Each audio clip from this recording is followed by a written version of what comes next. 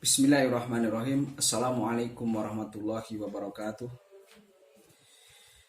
Alhamdulillah. Wassalatu wassalamu ala rasulillah. La hawla wa la quwata illa billah, amma ba'd.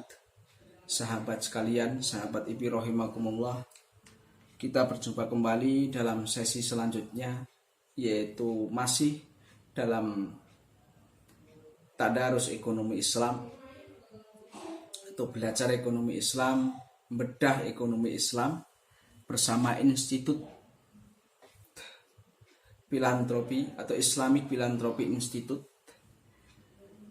Pada kesempatan kali ini masih kita meneruskan beberapa hal terkait dengan macam-macam jual beli. Yang akan saya sampaikan pada kesempatan yang berbahagia ini yaitu dua hal, yaitu jual beli istisna atau bai'ul istisna dan juga al-ijarah muntahiyah bitamlik atau ijarah wa iktina. Saudara-saudara sekalian, mari kita lihat apa itu yang dinamakan dengan bai'ul istisna. Sebenarnya jual beli istisna ini tidak jauh beda dengan jual beli salam, yaitu masih dalam konteks jual beli pesan, ya, atau memesan barang dan pembayarannya itu ada sedikit berbeda dengan jual beli salam. Secara istilah jual beli istisna adalah jual beli antara pemesan dengan pihak produsen atau penjual, ya, yaitu jual beli antara pemesan atau pembeli dengan produsen atau penjual terhadap sesuatu barang tertentu yang harus dipesan terlebih dahulu. Jadi intinya ada pesanan di sini, ya. Dengan spesifikasi dan harga yang disepakati. Spesifikasinya disepakati sejak awal dan harganya pun demikian. Sementara pembayarannya dapat dilakukan di muka, di tengah, atau pada saat penyerahan barang. Saudara-saudara sekalian, titik inilah yang membedakan antara jual beli salam dengan jual beli istisna. Kalau jual beli salam harus dibayar di muka semuanya, kontan saat itu, sementara barangnya nanti, ya. Sementara kalau jual beli istisna itu boleh dibayar di muka, boleh dibayar di pertengahan, atau di kredit semuanya, dibayar nanti ketika barangnya datang. Itu namanya jual beli istisna. Loh, kalau sama-sama bayar di muka ya sama salam berarti. Akan tetapi biasanya kalau jual beli istisna itu jual beli pada jenis-jenis barang yang misalkan properti rumah, tanah, dan kemudian ya bangunan apa itu biasanya dilakukan dengan akad istisna. Sementara kalau produk makanan dan lain sebagainya itu dilakukan dengan akad salam. Kalau sama-sama dibayar di muka semuanya. Gitu. Akan tetapi apapun produknya, apapun barangnya, jual beli pesan yang dibayar di pertengahan atau dibayar nanti ketika barang sudah jadi atau sudah diantar, itu lazim kita sebut, kita istilahkan dengan jual beli istisna. Saya kira bisa dipahami saudara-saudara sekalian perbedaan antara jual beli salam dengan jual beli istisna.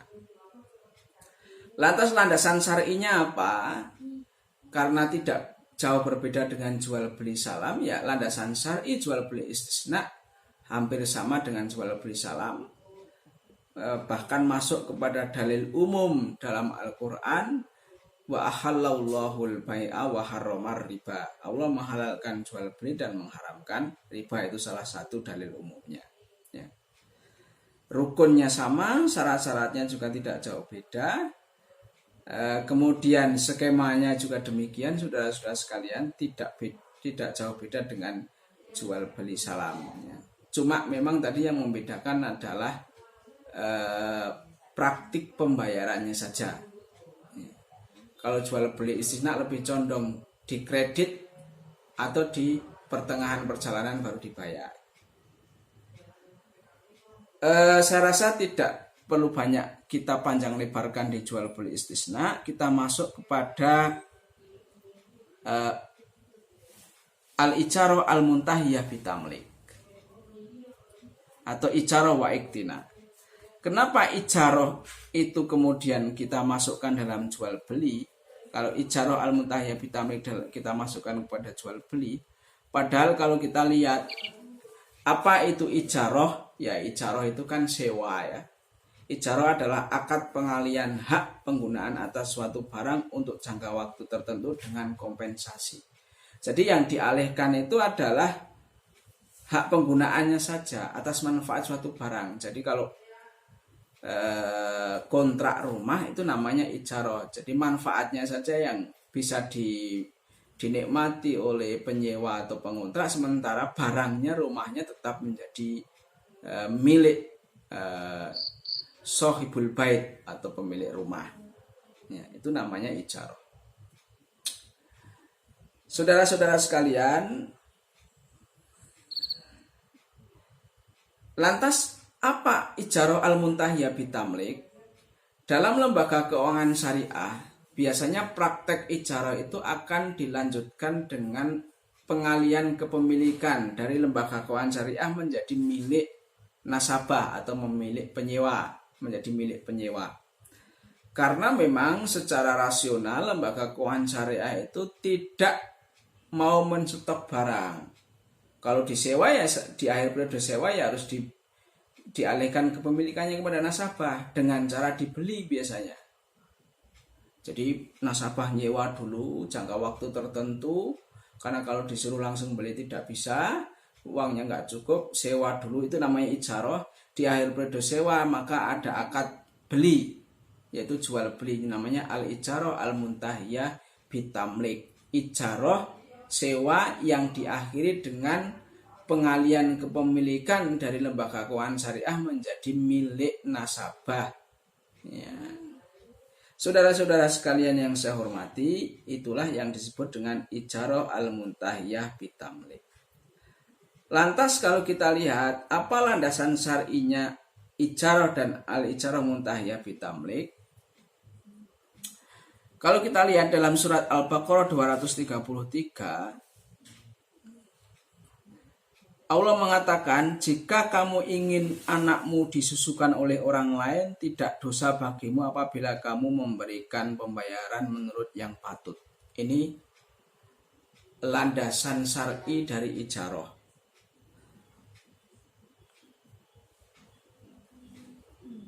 Wa in istaradiu auladakum fala junaha alaikum. Jadi apabila kamu ingin menyusukan anakmu oleh orang lain, maka kamu tidak berdosa apabila kamu memberikan pembayaran menurut yang patut, apabila kamu memberikan upah yang patut. Ya. Lah, apakah di sini ada unsur sewa? Ada. Jadi kita itu menyewa jasa. Dalam ayat Al-Quran ini, itu menyewa jasa seorang wanita untuk menyusui seorang anak. Itu boleh. Idza salamtum ma ataitum bil ma'ruf. Apabila kamu memberikan upah yang ma'ruf atau yang layak atau yang baik. Jadi al-urfu urfan. Jadi kalau adat kebiasaannya memberikan upah tenaga kerja itu dalam sehari berapa ya sama gitu. Jadi sesuai dengan uruf kebiasaan atau kebudayaan atau budaya di satu tempat tertentu. Itu kata Al-Qur'an. Jadi yang disewa di sini itu bukan barang ya, tetapi jasa orang yang menyusui. Itu saudara-saudara sekalian, itulah dalil ijarah atau sewa dan juga dalil ijarah al-muntahiyah bitamlik.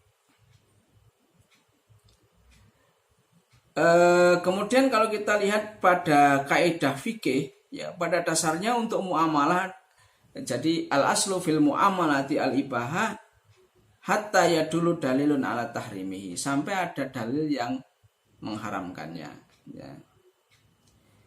Kemudian darul mafasid muqaddamun min jalbil masoleh, itu juga menjadi kaidah fikih yang bisa dijadikan dasar ijarah. Menghindari mafsadah harus didahulukan atas mendatangkan manfaat.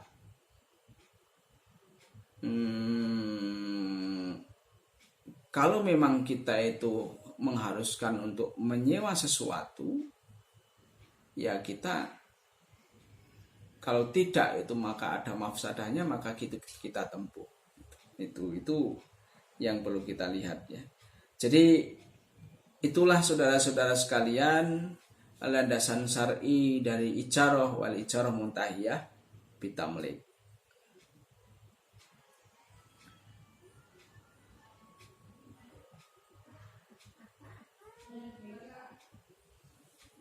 Kalau kita lihat praktek atau aplikasi ijarah muntahiyah bitamlik atau ijarah wa iktina di lembaga keuangan syariah, itu bisa kita kita lihat di sini. Misalkan di sini objek sewanya itu misalkan mobil, salah satu mobil, ya. Objek sewanya salah satu mobil. Kemudian ada PT Alam Permai yang menjadi nasabah ingin menyewa sekian mobil dari lembaga keuangan syariah.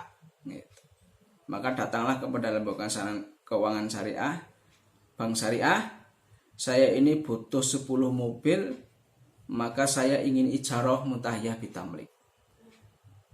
Dalam beberapa tahun akan kami sewa, nanti di akhir periode sewa akan terjadi peralihan hak dari lembaga keuangan syariah kepada kami, gitu.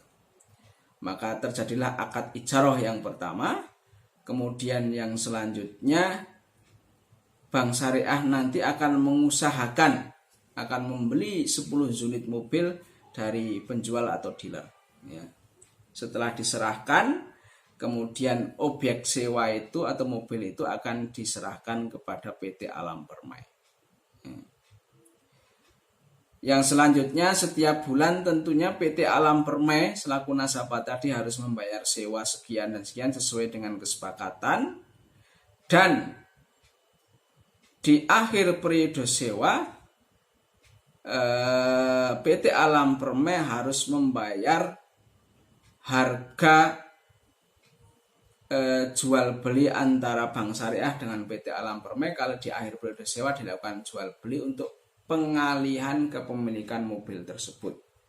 Kemudian mobilnya diserahkan kepada PT Alam Permai di akhir periode sewa itu karena sudah dibeli, dan surat-suratnya pun akan diserahkan kepada PT Alam Permai. Jadi kalau melibatkan bank syariah, al-ijarah al-muntahiyah bitamlik, itu tentunya juga nanti ada 3 belah pihak, ya. Yaitu nasabah yang menjadi nasabah bank syariah itu sendiri, dan bank syariah itu nggak punya barang, ya maka dia harus membeli dari penyedia barang atau produsen, sehingga ada 3 belah pihak. Itulah gambaran saudara-saudara sekalian apa yang kita sebut dengan al-ijarah al-muntahiyah bitamlik atau ijarah wa iktina. Mudah-mudahan dapat dipahami. Demikian saya akhiri. Assalamualaikum warahmatullahi wabarakatuh. Bismillahirrahmanirrahim. Assalamualaikum warahmatullahi wabarakatuh.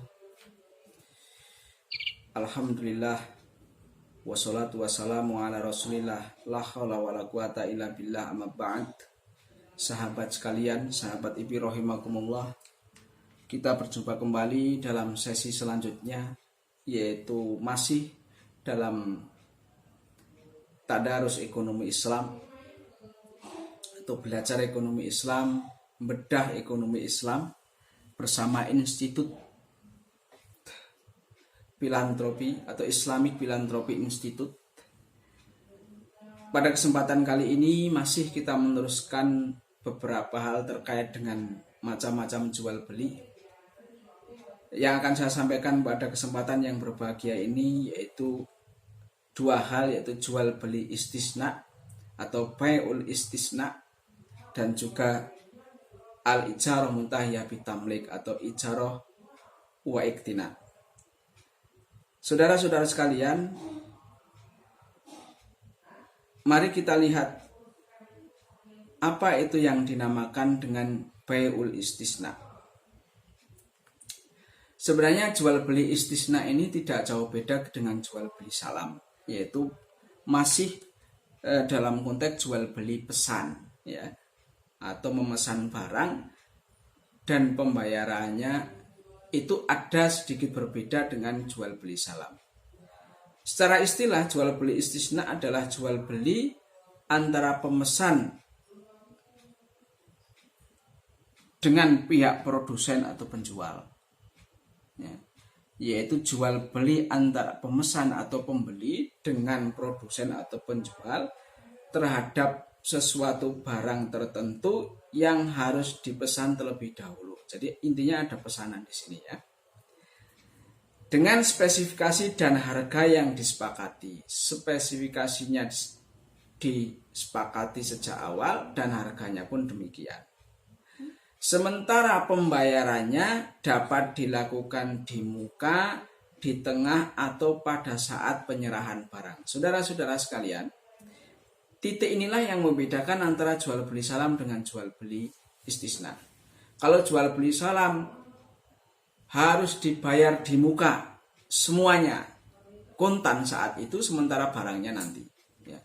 Sementara kalau jual beli istisna itu boleh dibayar di muka, boleh dibayar di pertengahan, atau di kredit semuanya, dibayar nanti ketika barangnya datang. Itu namanya jual beli istisna. Loh, kalau sama-sama bayar di muka ya sama salam berarti. Akan tetapi biasanya kalau jual beli istisna itu jual beli pada jenis-jenis barang yang misalkan properti rumah, tanah, dan kemudian ya bangunan apa itu biasanya dilakukan dengan akad istisna. Sementara kalau produk makanan dan sebagainya itu dilakukan dengan akad salam. Kalau sama-sama dibayar di muka semuanya. Gitu. Akan tetapi apapun produknya, apapun barangnya, jual beli pesan yang dibayar di pertengahan atau dibayar nanti ketika barang sudah jadi atau sudah diantar, itu lazim kita sebut, kita istilahkan dengan jual beli istisna.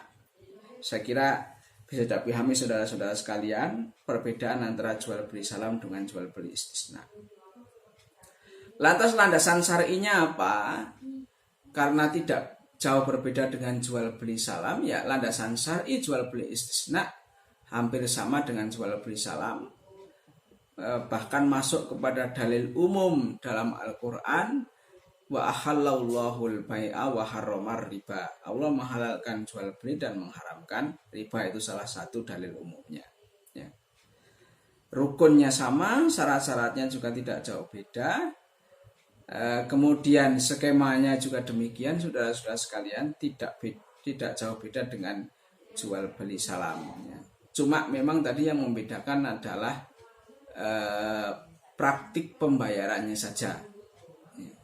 Kalau jual beli istisna lebih condong di kredit atau di pertengahan perjalanan baru dibayar.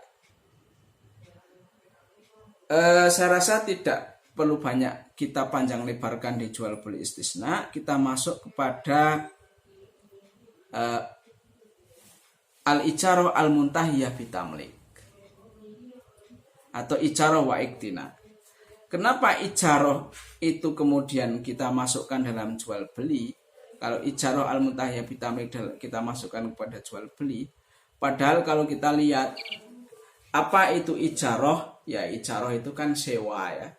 Ijarah adalah akad pengalian hak penggunaan atas suatu barang untuk jangka waktu tertentu dengan kompensasi. Jadi yang dialihkan itu adalah hak penggunaannya saja atas manfaat suatu barang. Jadi kalau kontrak rumah itu namanya ijarah. Jadi manfaatnya saja yang bisa dinikmati oleh penyewa atau pengontrak, sementara barangnya, rumahnya tetap menjadi milik sohibul bait atau pemilik rumah. Ya, itu namanya ijarah. Saudara-saudara sekalian, lantas apa ijarah al-muntahiyah bitamlik? Dalam lembaga keuangan syariah, biasanya praktek ijarah itu akan dilanjutkan dengan pengalian kepemilikan dari lembaga keuangan syariah menjadi milik nasabah atau menjadi milik penyewa. Karena memang secara rasional lembaga keuangan syariah itu tidak mau menstok barang. Kalau disewa ya di akhir periode sewa ya harus dialihkan kepemilikannya kepada nasabah dengan cara dibeli biasanya. Jadi nasabah nyewa dulu jangka waktu tertentu, karena kalau disuruh langsung beli tidak bisa, uangnya nggak cukup, sewa dulu, itu namanya ijarah. Di akhir periode sewa maka ada akad beli, yaitu jual beli, namanya al-ijarah al-muntahiyah bitamlik. Ijarah sewa yang diakhiri dengan pengalian kepemilikan dari lembaga keuangan syariah menjadi milik nasabah. Ya. Saudara-saudara sekalian yang saya hormati, itulah yang disebut dengan ijarah al-muntahiyah bitamlik. Lantas kalau kita lihat apa landasan syar'inya ijarah dan al-ijarah muntahiyah bitamlik, kalau kita lihat dalam surat Al-Baqarah 233, Allah mengatakan, jika kamu ingin anakmu disusukan oleh orang lain, tidak dosa bagimu apabila kamu memberikan pembayaran menurut yang patut. Ini landasan syar'i dari ijarah.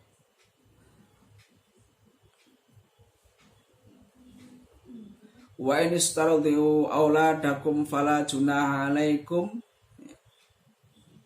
Jadi apabila kamu ingin menyusukan anakmu oleh orang lain, maka kamu tidak berdosa apabila kamu memberikan pembayaran menurut yang patut, apabila kamu memberikan upah yang patut. Ya. Lah, apakah di sini ada unsur sewa? Ada. Jadi kita itu menyewa jasa. Dalam ayat Al-Quran ini, itu menyewa jasa seorang wanita untuk menyusui seorang anak. Itu boleh. Idza salamtum ma ataitum bil ma'ruf. Apabila kamu memberikan upah yang ma'ruf atau yang layak atau yang baik. Jadi al-urfu urfan. Jadi kalau adat kebiasaannya memberikan upah tenaga kerja itu dalam sehari berapa ya sama gitu. Jadi sesuai dengan uruf kebiasaan atau kebudayaan atau budaya di satu tempat tertentu. Itu kata Al-Qur'an. Jadi yang disewa di sini itu bukan barang ya, tetapi jasa orang yang menyusui. Itu saudara-saudara sekalian, itulah dalil ijarah atau sewa dan juga dalil ijarah al-muntahiyah bitamlik. Kemudian kalau kita lihat pada kaidah fikih, ya pada dasarnya untuk muamalah, jadi al-aslu fil muamalati al-ibahah hatta yadulu dalilun ala tahrimihi, sampai ada dalil yang mengharamkannya. Ya. Kemudian darul mafasid muqaddamun min jalbil masoleh. Itu juga menjadi kaidah fikih yang bisa dijadikan dasar ijarah. Menghindari mafsadah harus didahulukan atas mendatangkan manfaat.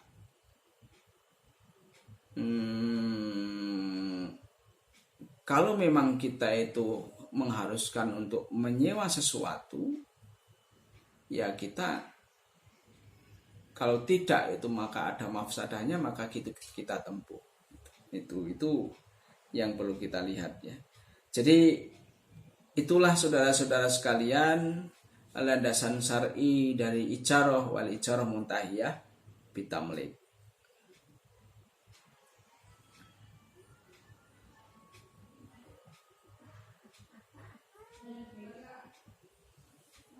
Kalau kita lihat praktek atau aplikasi ijarah muntahiyah bitamlik atau ijarah wa iktina di lembaga keuangan syariah, itu bisa kita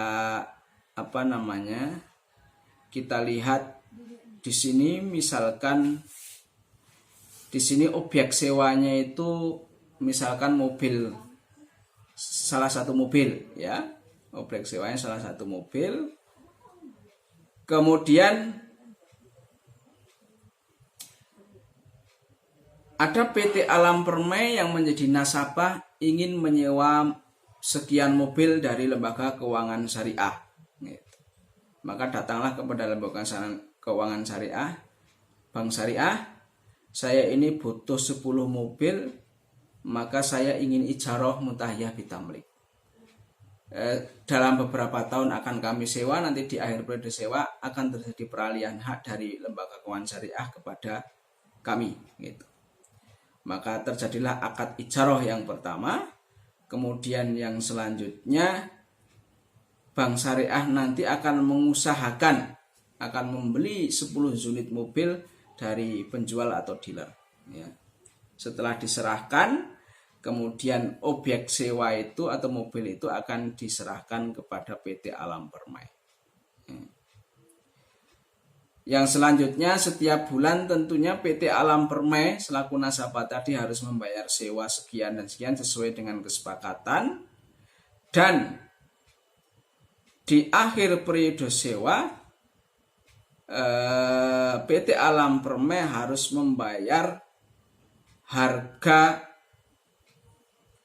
jual beli antara bank syariah dengan PT Alam Permai. Kalau di akhir periode sewa dilakukan jual beli untuk pengalihan kepemilikan mobil tersebut. Kemudian mobilnya diserahkan kepada PT Alam Permai di akhir periode sewa itu karena sudah dibeli, dan surat-suratnya pun akan diserahkan kepada PT Alam Permai. Jadi kalau melibatkan bank syariah, al-ijarah al-muntahiyah bitamlik itu tentunya juga nanti ada 3 belah pihak, yaitu nasabah yang menjadi nasabah bank syariah itu sendiri, dan bank syariah itu nggak punya barang ya, maka dia harus membeli dari penyedia barang atau produsen, sehingga ada 3 belah pihak. Itulah gambaran saudara-saudara sekalian apa yang kita sebut dengan al-ijarah al-muntahiyah bitamlik atau ijarah wa iktina. Mudah-mudahan dapat dipahami. Demikian saya akhiri. Assalamualaikum warahmatullahi wabarakatuh.